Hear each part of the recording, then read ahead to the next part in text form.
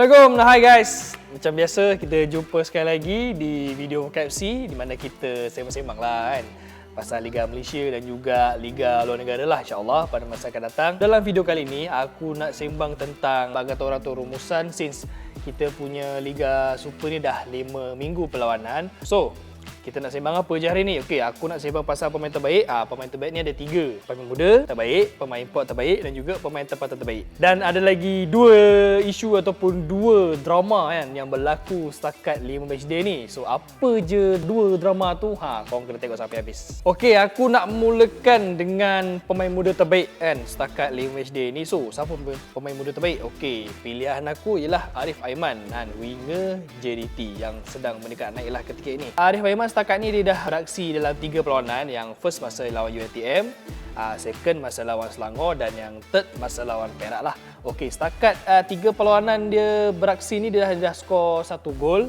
dan assist 2 gol. Assist ni masa dia dapat 2 penalti lawan Selangor tu lah. Arif Aiman ni meskipun dia baru je berusia 18 tahun tapi dia punya gaya permainan tu matang tau. Dia macam dia dah ada pengalaman 4 ataupun 3-4 musim lah beraksi ni dan itu adalah satu perkara yang rare dimiliki oleh pemain muda kita ni. Biasanya kan pemain muda kan macam nervous kan, tak ada confident. Tapi Arif Aiman ni lain. Dia macam di all out.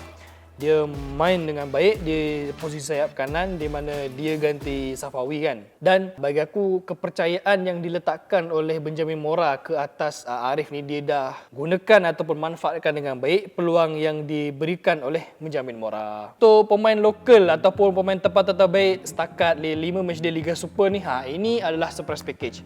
Di mana kan masa awal season orang tak expect pun dia perform. Korang tahu siapa? Darren Lock.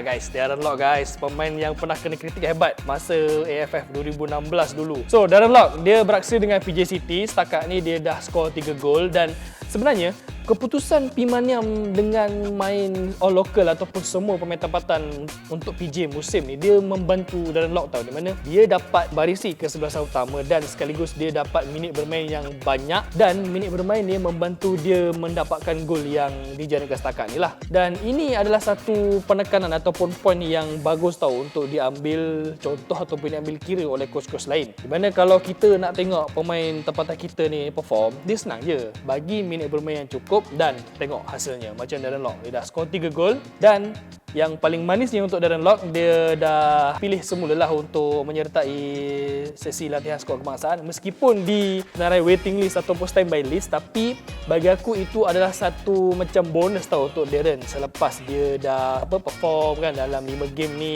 Bagi aku Darren masih ada banyak lagi perlawanan dan juga banyak lagi peluang untuk dia buktikan yang dia sebenarnya dah bersedia untuk kembali dengan skuad Harimau Malaya.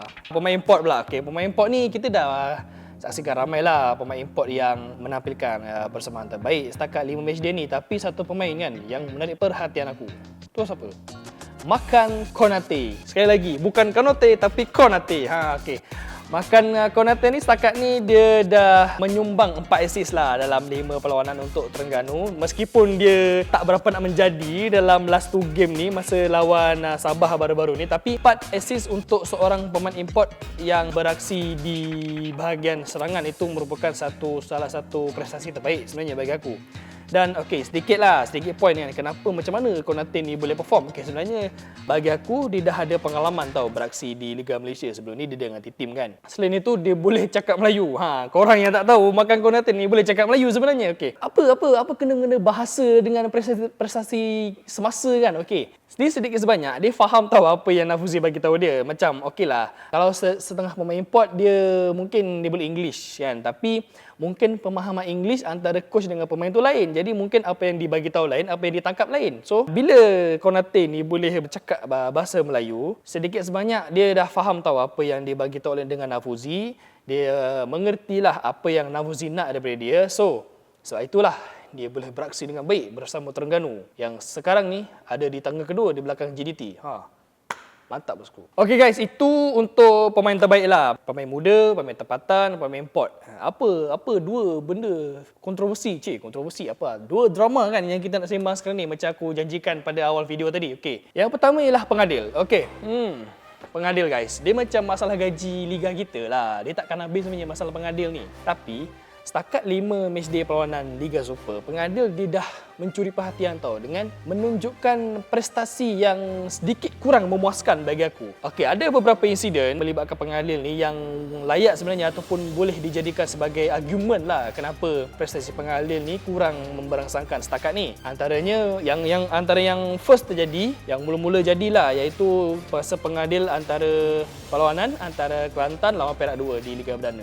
Jack Hindle tolak pengadil dalam kawasan penalti. Kau boleh ada dekat sana masa bola tu tengah main dan pemain tu nak buat percubaan. Maybe Hindle dia dah frust dengan pengadil, so dia tolak pengadil tu. Setakat ni insiden tu dah mendapat perhatian daripada FAM sebenarnya. So tindakan akan diambil kepada Hindle dan juga pengadil tu. Okey.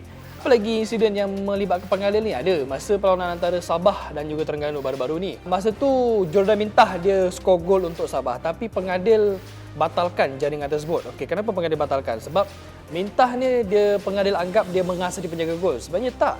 Kalau kita tengok video ni balik, sebenarnya Mintah dia fair tau. Dia menang battle di udara tu. Dan dia tak sentuh penjaga gol pun, malah penjaga gol Sabah Randy yang sentuh dia. So itu pun menjadi salah satu perbincangan lah mengenai prestasi pengadil. Banyak lagi insiden sebenarnya. Antaranya masa pengadil ditolak kan oleh pemain JDT masa tu kan. Ditolak, lepas tu dengan kegagalan pengadil dalam beberapa perlawanan juga, macam perlawanan lah JDT Orang Selangor, di mana ada beberapa insiden yang pengadil terlepas pandang dan sekaligus menjadi highlight lah untuk pengadil setakat 5 matchday Liga Super ni. Okey, itu pasal pengadil. Satu lagi insiden, apa lagi drama kan, kontroversi. Okey, mengenai keputusan Seri Pahang yang merehatkan Thomas Zuli. Okey, Thomas Zuli ni dibawa masuk pada awal season untuk dijadikan sebagai coach Pahang lah, di mana adalah dia memegang peranan lain. Tapi Seri Pahang dia kalah first game lawan Selangor dan kemudian second game kalah dengan Perak, dan kemudiannya ada ura-ura yang mengatakan Thomas Zuli ni direhatkan kan, digantikan dengan Dollah Saleh, dan perkara itu terjadi. Namun apa yang faktor utama Duli ni direhatkan oleh pengurusan Pahang? Okey, bila kita tengok dekat sosial media, kebanyakannya yang mengatakan faktor utama Duli direhatkan ni dia sebab kritik tau, kritik fasiliti Pahang kan. Dia kata macam Divisi 8 Jerman lah, tak ada up to standard lah. So itu merupakan salah satu faktor lah kot kenapa Seri Pahang dia rehatkan Duli, selain daripada prestasi yang kurang kick ataupun kurang cemerlang lah masa dibimbing oleh bekas jurulatih skuad kebangsaan Filipina tu.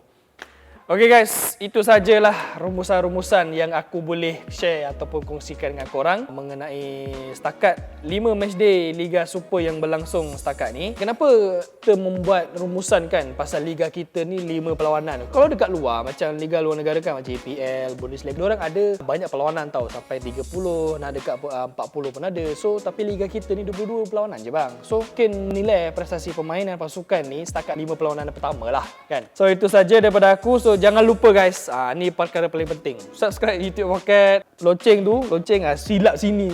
Lonceng tu korang tekan untuk mendapatkan update mengenai video Pocket yang lain selain daripada video Pocket FC. Jangan lupa untuk terus follow dan juga like di Instagram, Facebook dan juga Twitter. Dan satu lagi, lawatilah lawan web Pocket FC, dan di mana aku Dito merupakan salah seorang penulis di sana.